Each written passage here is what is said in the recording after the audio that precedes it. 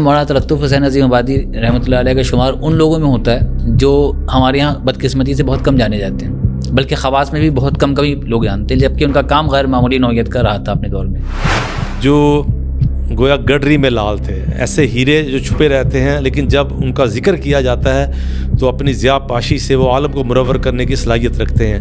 انہوں نے صحت اور اہتمام کے ساتھ حدیث کی کتابیں چھاپیں، بعض کتابوں کی اولین طباعت انہوں نے کی، یہ بہت بڑی بات ہے۔ ایک کتاب المعجم الصغیر للطبرانی، امام طبرانی کی کتاب ہے۔ امام طبرانی کی کتاب بڑی مشہور کتاب ہے، حدیث کی بڑی کتابوں میں شمار ہوتی ہے۔ اس کی اہم بات میں اس لیے مزید لوں گا کہ مولانا تلطف حسین عظیم آبادی نے اس کو صحت و اہتمام کے ساتھ شائع کیا اور اس پہ حواشی بھی لکھے۔ اچھا، حواشی بھی انہوں نے شائع کی۔ آج بھی عالم عرب سے یہ کتاب شائع ہوتی ہے، لیکن افسوس ہے کہ بطور حاشیہ نگار ان کا یہ حاشیہ موجود ہے، حاشیہ نگار کا نام نہیں ہے۔ انہوں معبود چھاپنے کے اوپر یہ شعر تو بنتا ہے نا مولانا کے نام پہ، مولانا کا نام ہے یہ شعر، لاکھ ستارے ہر طرف ظلمت شب جہاں جہاں، ایک طلوع آفتاب دشت و چمن سحر سحر۔ فتح الباری کا بھی ایک بہت بہترین ایڈیشن یہاں سے شائع ہوا مطبع انصاری سے۔ یہ عالم اسلام میں فتح الباری کا دوسرا ایڈیشن تھا جو مطبع انصاری سے شائع ہوا تھا۔ بسم اللہ الرحمن الرحیم، السلام علیکم ورحمۃ اللہ وبرکاتہ۔ میاں صاحب کے شاگردوں کا تذکرہ چل رہا ہے تو اس میں مولانا تلطف حسین عظیم آبادی کا تذکرہ ہم کریں گے، جو گویا گڈری میں لال تھے، ایسے ہیرے جو چھپے رہتے ہیں لیکن جب ان کا ذکر کیا جاتا ہے تو اپنی ضیاء پاشی سے وہ عالم کو منور کرنے کی صلاحیت رکھتے ہیں۔ یقیناً ہمارے پاکستان کے اہل علم بھی ان سے کم آشنا ہیں، لیکن ان کی شخصیت ایسی تھی کہ جس کا ہم برادر تنزیل صدیقی سے درخواست کرتے ہیں کہ ان کا کچھ تذکرہ کیا جائے مختصر وقت میں۔ مولانا تلطف حسین کا جو خاص ان کی خوبی تھی، ان کا جو نمایاں کام تھا، وہ اشاعتی دنیا میں تھے، اس لحاظ سے وہ میرے ہم پیشہ بھی ہوئے۔ میں بھی کتابوں کا ناشر ہوں، وہ بھی کتابوں کے ناشر تھے۔ ہم تو خیر طالب علم بھی ہیں اور ہمارے کام میں ابھی اتنی آسانیاں ہیں، کمپیوٹر کا دور ہے۔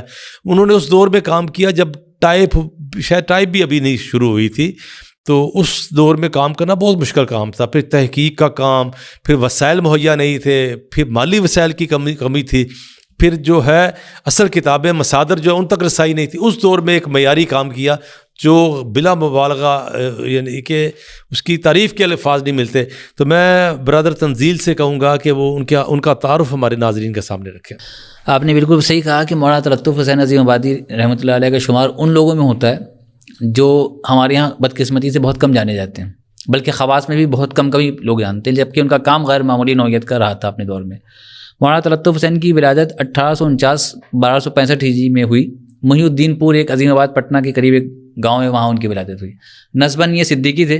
اچھا، ایک بڑی دلچسپ بات بتاؤں، آپ علامہ شمس اللہ عظیم آبادی کا ذکر ہمارے یہاں آتا رہا ہے۔ اگر آپ کی بات سنوں گا، اگر آپ لاہور میں ہوتے نا تو میں نے عظیم آباد کے اوپر آپ سے الگ پروگرام کرنا تھا، لیکن چلیے۔ تو علامہ شمس اللہ عظیم آبادی رحمۃ اللہ علیہ جو ہیں وہ ان کے چچا ہوتے تھے، رشتے داریوں میں تھے، حقیقی چچا نہیں تھے، اور یہ مگر عمر میں بڑے تھے، یعنی بھتیجے بڑے تھے عمر میں، چچا چھوٹے تھے۔ تو مولانا تلطف حسین عظیم آبادی نے اپنے دور کی کئی بڑے کبار علماء سے علم حاصل کیا۔ ان میں قاضی بشیر الدین قرنوجی، سید نذیر حسین محدث دہلوی، شیخ حسین محسن یمانی، مولانا عبدالحی فرنگی محلی اور حافظ عبداللہ غازی پوری کے نام ہمیں ملتے ہیں، جو کہ اپنے دور کے سب کبار علماء میں شمار ہوتے ہیں۔ مولانا تلطف حسین عظیم آبادی کی جو خدمت کے پہلو ہے، وہ دو پہلوؤں پہ ابھی ہم بات کرتے ہیں اختصار کے ساتھ۔ ایک، جیسا کہ آپ نے ذکر کیا، ان کی طباعتی دنیا، اور آج کے ناشرین طباعت کو، ناشرین کتب کو اس سے بہت کچھ سیکھنے کے لیے مل سکتا ہے۔ وہ جو کتابیں شائع کرتے تھے وہ پورے صحت اور اہتمام کے ساتھ چھاپتے تھے، یعنی اس میں جیسا کہ آپ نے ابھی ذکر کیا کہ طباعتی مشکلات اب اس وقت جو ہوا کرتی تھیں وہ بہت زیادہ تھیں، اب تو بہت آسانیاں ہو چکی ہیں۔ آپ کے پاس کمپیوٹرنگ ہے، آپ چاہیں 2 دفعہ لکھیں اور 100 دفعہ مٹا دیں، 100 دفعہ تصحیح کر سکتے ہیں اور بہت آسانی سے کر سکتے ہیں۔ وہ لیتھو پیرس کا دور تھا، آپ کے علم میں ہی ہے، لیتھو ٹیکنالوجی کا دور تھا، اور وہ بڑا مشکل وقت تھا۔ اور ایک دفعہ اس لیتھو کی ہوتا تھا کہ ایک دفعہ کتابت کی جاتی تھی، ایک خاص طرح کا پیپر ہوتا تھا یلو کلر کا، اس کے اوپر کتابت کی جاتی تھی، اس کی بنیاد کے اوپر کتاب چھپتی تھی اور پیپر ضائع ہو جاتا تھا، آپ کو دوبارہ کتاب چھاپنے کے لیے دوبارہ کتابت کرنی پڑتی ہے۔ اندازہ کیجئے، ایک یوں سمجھ لیجئے قلمی کتاب والی بات ہے۔ جی، ایسی صورتحال تھی۔ تو اس میں انہوں نے صحت اور اہتمام کے ساتھ حدیث کی کتابیں چھاپیں، بعض کتابوں کی اولین طباعت انہوں نے کی، یہ بہت بڑی بات ہے۔ تو بہرحال میں چند کتابوں کے نام لیتا ہوں۔ ایک تو تلخیص الحبیر ہے، علامہ حافظ ابن حجر رحمہ العسقلانی اللہ کی. یہ کتاب انہوں نے علامہ شمس الغزمادی کے کہنے پہ شائع کی. پھر ایک کتاب المعجم الصغیر للطبرانی، امام طبرانی کی کتاب ہے. امام طبرانی کی کتاب بڑی مشہور کتاب ہے، حدیث کی بڑی کتابوں میں شمار ہوتی ہے. اس کی اہم بات میں اس لیے مزید وقت لوں گا کہ مولانا تلطف حسین عظیم آبادی نے اس کو صحت و اہتمام کے ساتھ شائع کیا اور اس پہ حواشی بھی لکھے.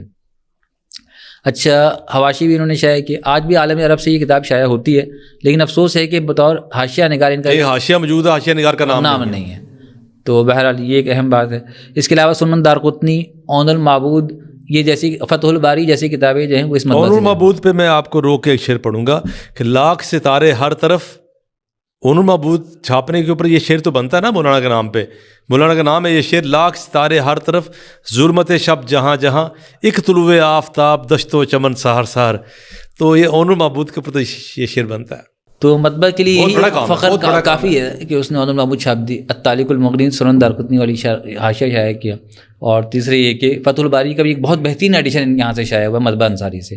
یہ عالم اسلام میں فتح الباری کا دوسرا ایڈیشن تھا جو مطبع انصاری سے شائع ہوا تھا. اس سے پہلے جو ہے مصر سے شائع ہوئی تھی نواب صدیق حسن خان کی کوششوں سے.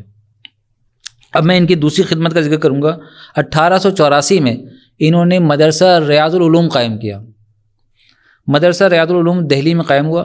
یہ ان کے دو دوست تھے، الحاج فضل الہی، یہ پنجابی سوداگران برادری سے بھی تعلق رکھتے تھے، اور دوسرے جو تھے بڑی مشہور برادری تھی دہلی کی، مولانا عبد المجید دہلوی، یہ مطبع انصاری کے مالک تھے.